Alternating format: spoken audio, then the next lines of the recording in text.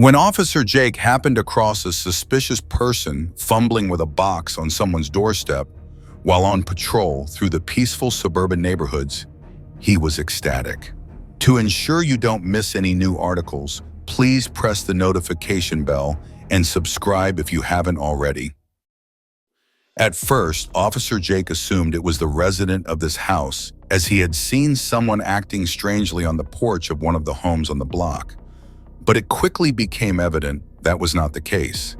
This individual was struggling with a delivered parcel on the porch while sporting a sweatshirt. Officer Jake would soon learn that his first assumption that this was a package thief was incorrect. "What do you think you were doing?" shouted Officer Jake.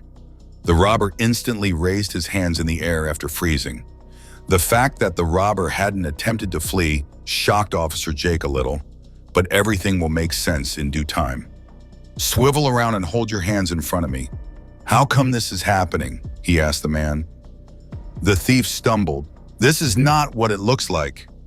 You need to call for backup right now." Officer Jake only shook his head and laughed. "We'll take you to the police station." "Okay, friend." He smiled broadly and said, "There's plenty of backup waiting for you there." Okay, I'll check what's inside the package, but only under one condition. You have to wait in the car." As his eyes brightened, the guy said, Yes, of course." After he sat down in the back seat, he led the man to the car and locked the doors. He then returned his attention to the parcel. Officer Jake approached the porch and paused just in front of the box. "What will I find inside here?" he pondered. He snatched up the gift and hurried back to the car. In the bar, the thief was still waiting for him. He waited for the police to say anything since he was afraid to speak. However, it appeared that the officer had forgotten he was accompanied. Even though Jesus only spoke 3 words, the thief understood them to signify more than you can ever know. "I believe you." "So what are we going to do now?" the man asked the officer, letting out a sigh. A brief period of silence was followed by the officer's response. "I'll take you to the station for a statement, and we'll see what we will do from there." The crook introduced himself as Samuel when they eventually arrived and entered the police station. "You may call me Sam."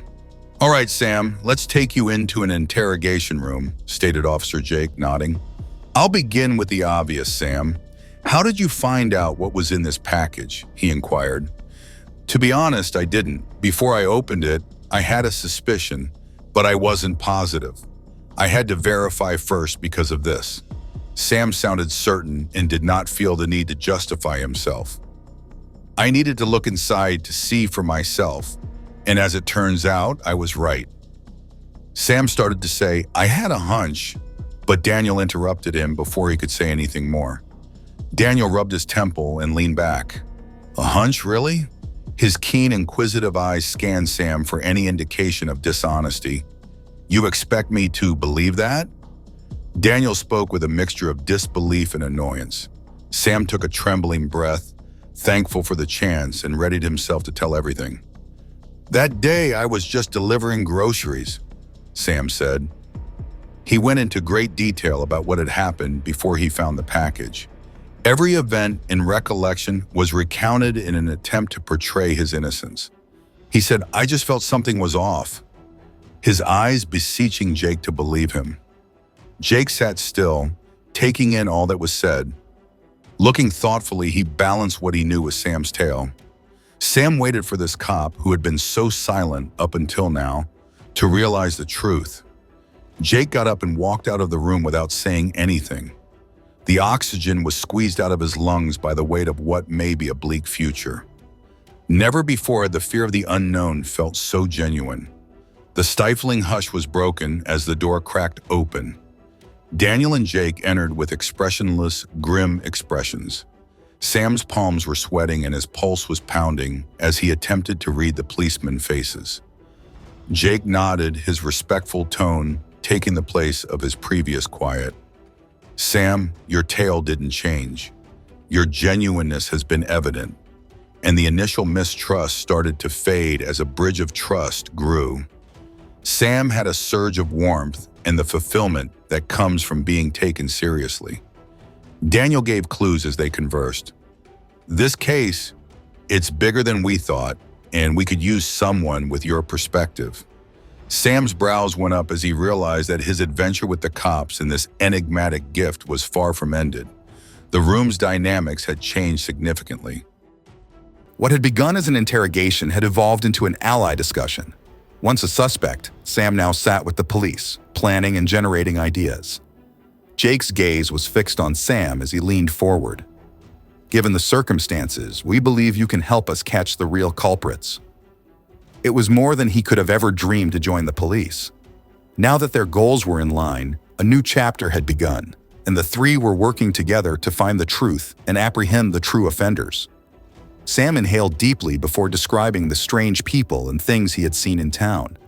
Jake and Daniel paid close attention, taking notes and drawing connections. Sam said, "I never intended to steal," in a trembling voice.